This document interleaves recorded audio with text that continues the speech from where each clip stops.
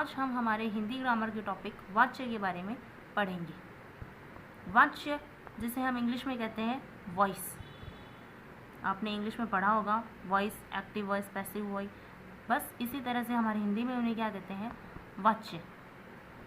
वाच्य वैसे तो हमारे हिंदी ग्रामर के अंदर वाक्य विचार के टॉपिक के अंदर आता है, लेकिन हम इसे आज अलग से पढ़ेंगे। सबसे पहले वाच्य की डेफिनेशन देखते हैं। क्रिया का वह रूप जिससे यह पता चलता है कि क्रिया में कर्ता की प्रधानता है या कर्म की अथवा भाव की, अर्थात क्रिया के अंदर कर्ता प्रधान है, कर्म प्रधान है या भाव प्रधान है, उसे ही हम वाच्य कहलाते हैं। कि जो हमारी क्रिया होती है, अर्थात कोई भी काम जैसे खाना पीना सोना, ये हमारी क्रिया है ना, उसमें हमें यह पता चले कि हमारी कर्ता प्रधान है, कर्ता अर्थात काम को करने वाला, कर्म जो उसने काम किया है, भाव, इन तीनों के बारे में पता चले कि इनमें तीनों में से प्रधानता किस चीज़ की है, वो हमारा वाच्य कहलाता है। वाच्य के भेद, वाच्य के 3 भेद होते हैं, कृतवाच्य, क्रमवाच्य और भाववाच्य। पहला हमारा कृतवाच्य, जिन वाक्यों में कर्ता प्रधान हो, नाम से ही देखो, कृत अर्थात कर्ता, कृत से पता चल रहा है ना, कर्ता। जिन वाक्यों में कर्ता प्रधान हो और उसका सीधा संबंध किससे हो, क्रिया से हो, अर्थात क्रिया के साथ कर्ता का सीधा संबंध हो, वहाँ पर होता है कृतवाच्य। क्रिया अर्थात कोई भी काम, उसका संबंध किससे हो, कर्ता से हो, अर्थात काम को करने वाले से हो, तो हमारा वहाँ पर क्या होता है, कृतवाच्य होता है। जैसे एग्जाम्पल देखते हैं, राम खाता है। यहाँ पर खाता है हमारी क्या है, क्रिया। खाता क्या है, क्रिया, खाता है। अब इस क्रिया का संबंध किससे है, राम से, है ना। राम के अकॉर्डिंग ही इस खाता है की जो लिंग है, वचन है, वो हमने लगाया है। तो कर्ता, ये राम हमारा है कर्ता, तो क्रिया का संबंध किससे है, कर्ता से, तो यहाँ पर हमारा कौन सा वाच्य हो गया, कृतवाच्य। इसके बाद दूसरे नंबर पे आता है क्रमवाच्य। जिन वाक्यों में कर्म का क्रिया से सीधा संबंध हो, उन्हें क्रमवाच्य कहते हैं। जैसे हम कह सकते हैं कि जो वाक्य है ना, जिसमें क्रिया का कर्म से संबंध हो, जो हमारी क्रिया होती है अर्थात कोई भी काम, उसका संबंध किससे हो, कर्म से, जो भी काम किया जाता है उससे, तो वहाँ पर हमारा होता है कर्मवाच्य। जैसे एग्जाम्पल है, राम द्वारा खाना खाया जाता है। राम कौन है हमारा यहाँ पर, बताओ बच्चों, राम कौन है हमारा यहाँ पर, काम को करने वाला, तो राम क्या हुआ हमारा, कर्ता। खाना क्या है यहाँ पर, हमारा कर्म, और खाया जाता है क्या होती है, क्रिया। यस, पहले तो हमें सेंटेंस के अंदर यही ढूंढना पड़ेगा कि हमारा कर्ता क्या है, कर्म क्या है और क्रिया क्या है, ठीक है। तो अब ये जो हमारी क्रिया है वो किसके आधार पर लगी है, कर्ता के आधार पर या कर्म के आधार पर, यस, कर्म के आधार पर। ये जो हमारी क्रिया है वो कर्म के आधार पर लगी हुई है, न कि कर्ता के आधार पर। अगर कर्ता के अकॉर्डिंग होती तो क्रिया क्या होती, देखो जैसे है ना ऊपर, राम खाता है, कर्ता के अकॉर्डिंग होती तो यहाँ पर कुछ और होता, खाता है ऐसा कुछ शब्द होता। लेकिन खाया जाता है, क्या खाया जाता है, खाया जाता क्या है, खाना, तो यहाँ पर हमारी क्रिया क्या है, कर्म के आधार पर लगी हुई है, तो हमारा यहाँ पर क्या हुआ, कर्मवाच्य। इसके बाद नेक्स्ट हमारा आता है भाववाच्य। जिस क्रिया पर कर्ता या कर्म का कोई प्रभाव न पड़े, उन्हें भाववाच्य कहते हैं। मतलब हमारी जो भी क्रिया है उस पर न तो कर्ता का प्रभाव पड़ता है, न भी कर्म का प्रभाव पड़े, तो वहाँ पर हमारा क्या हो जाता है, भाववाच्य। कि मतलब हमारी जो क्रिया है न तो कर्म के आधार पर हो और न ही कर्ता के आधार पर हो, तो वहाँ पर हमारा हो जाएगा भाववाच्य। जैसे राधा से पढ़ा जाता है, यहाँ पर राधा है हमारी कर्ता, है ना, और पढ़ा जाता है, पढ़ना क्या है, काम, क्रिया हमारी, तो यहाँ पर ये क्रिया है, कर्ता के आधार पर नहीं लगी ना, लगी किसके आधार पर है, भाववाच्य, भाव के आधार पर, तो यहाँ पर हमारी क्या होगी, भाववाच्य। ऐसे ही नेक्स्ट एग्जाम्पल है, गोपी से चला नहीं जाता। गोपी है हमारी कर्ता, चलने वाली, काम को करने वाली, कर्म इसके अंदर है नहीं, ये अकर्मक है, तो चला नहीं जाता, काम होता नहीं है उससे, जो चलने का काम है वो इससे नहीं हो रहा। ये हमारी क्रिया है, जो चलना हमारी क्रिया होती है वो उससे नहीं हो रहा, तो बस इसमें क्या हो गया हमारा भाववाच्य। आई थिंक आपके इस हिसाब से आपके कुछ डाउट क्लियर हो चुके हैं। नहीं हुए हैं तो फिर चलो हम एक दूसरा तरीका इसका देखते हैं। ये है हमारा वाच्य। वाच्य मतलब क्रिया का वह रूप जिससे यह पता चलता है कि क्रिया में कर्ता प्रधान है, कर्म प्रधान है या भाव प्रधान है, तो वो हमारा वाच्य कहलाता है। वाच्य के कितने भेद होते हैं मैंने बताया था ना आपको, 3 भेद होते हैं, कृतवाच्य, क्रमवाच्य और भाववाच्य।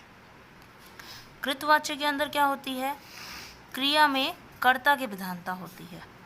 कर्मवाच्य में क्रिया में कर्म प्रधान होता है और भाववाच्य के अंदर भाव की प्रधानता होती है।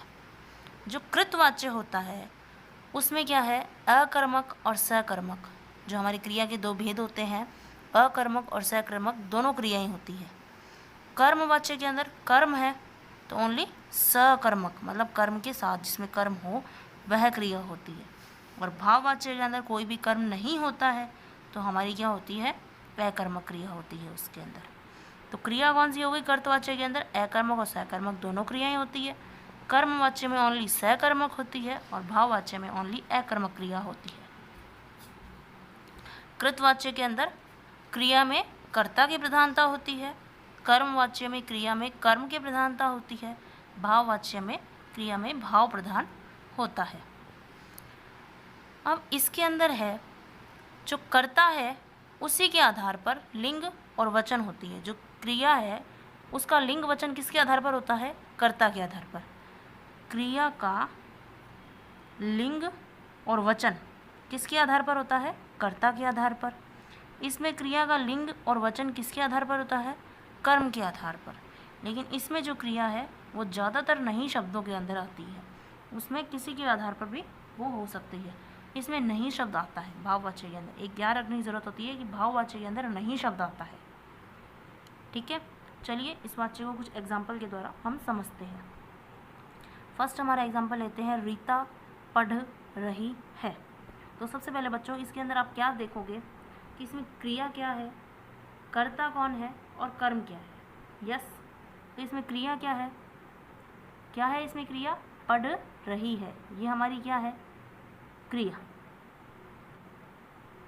रीता क्या है, कर्ता, काम को करने वाला। ये जो क्रिया है पढ़ने का काम कौन कर रही है, रीता कर रही है। तो बस हमें ये देखनी है जो क्रिया है किसके आधार पर लगी है, कर्ता के आधार पर लगी है या कर्म के आधार पर लगी है या भाव के आधार पर लगी है, किसके आधार पर लगी है। ये जो पढ़ने का काम है वो कौन कर रही है, रीता। तो ये हमारा कौन सा वाच्य हो गया, कौन सा वाच्य हो गया, कृतवाच्य। ये हमारा हो गया कृतवाच्य। ऐसे ही दूसरा एग्जाम्पल हम देखते हैं, राधा ने मिठाई खाई। आप सबसे पहले फाइंड करोगे इसमें कर्ता क्या है, कर्म क्या है और क्रिया क्या है। क्या है इसमें कर्ता, राधा, राधा है काम को करने वाली। क्रिया क्या है इसमें, खाई, है ना, मिठाई खाई, किसने खाई, राधा ने खाई। तो इसमें भी क्या है हमारा कृतवाच्य, ये खाने का काम किसने किया। मतलब आप देखो ये जो खाई क्रिया है किसके आधार पर लगी है, हमारी मिठाई के आधार पर तो नहीं लगी है ना, किसके आधार पर लगी है, राधा के आधार पर। राधा जो हमारी स्त्रीलिंग है, एक वचन है, उसी के आधार पर हमारी ये जो क्रिया है वो आई है।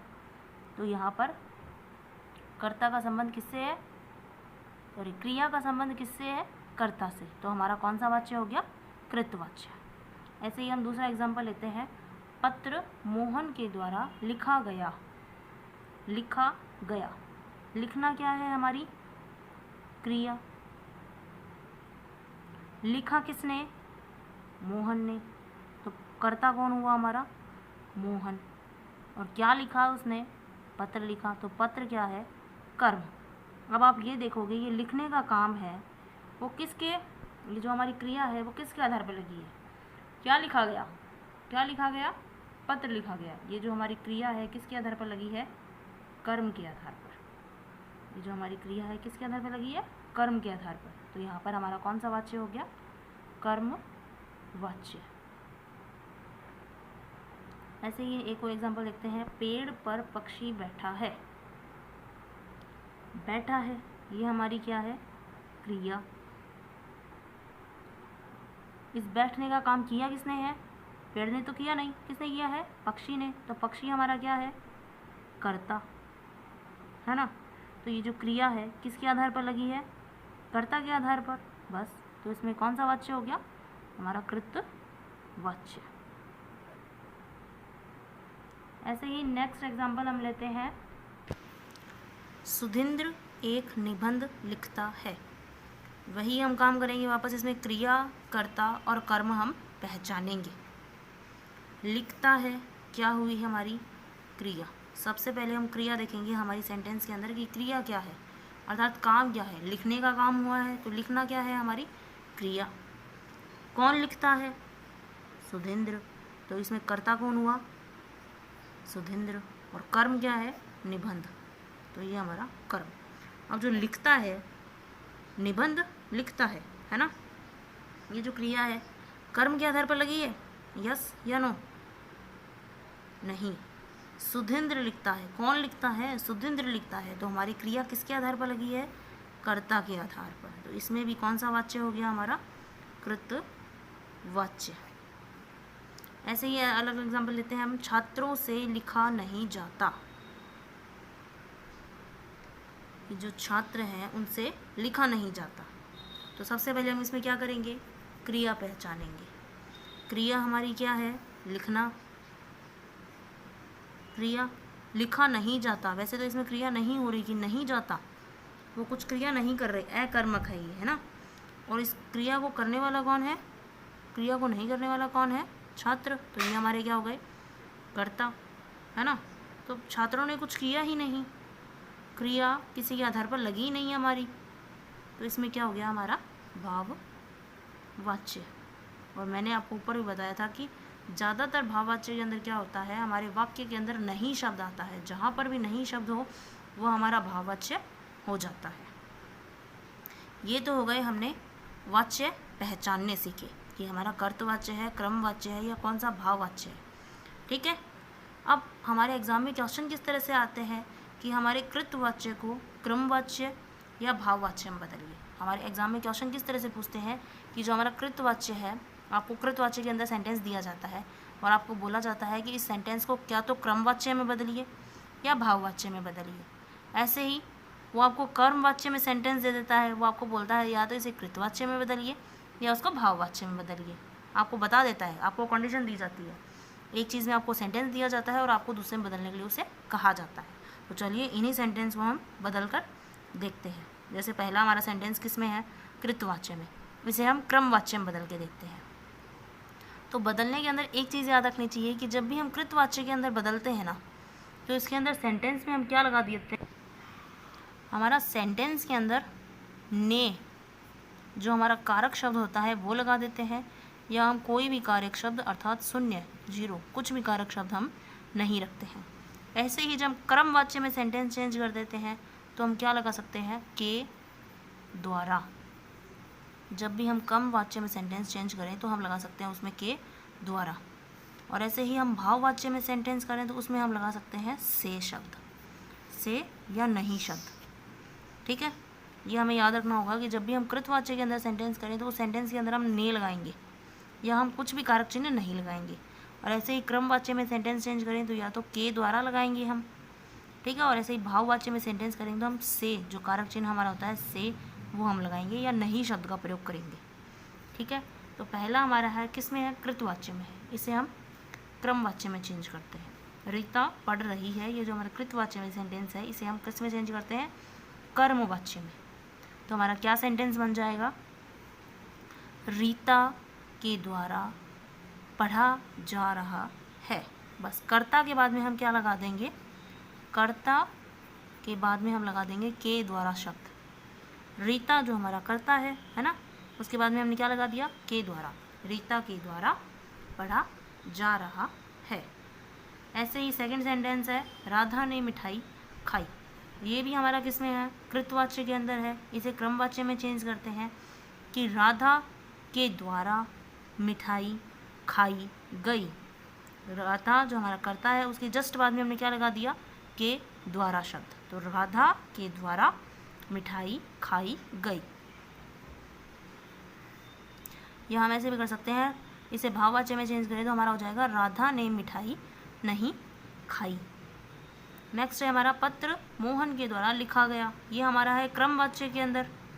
मान लो इसे कृतवाच्य के अंदर चेंज करना है हमें।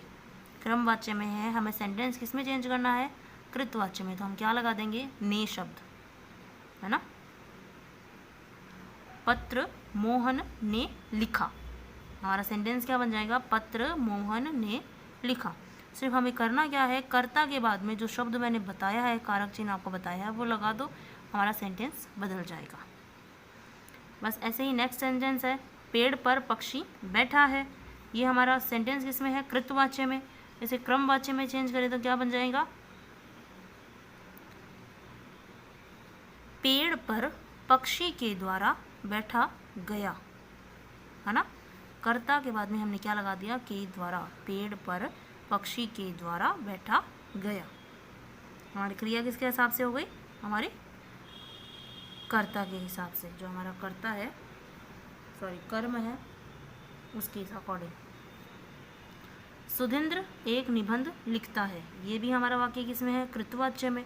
इसको चेंज करते हैं क्रमवाच्य में।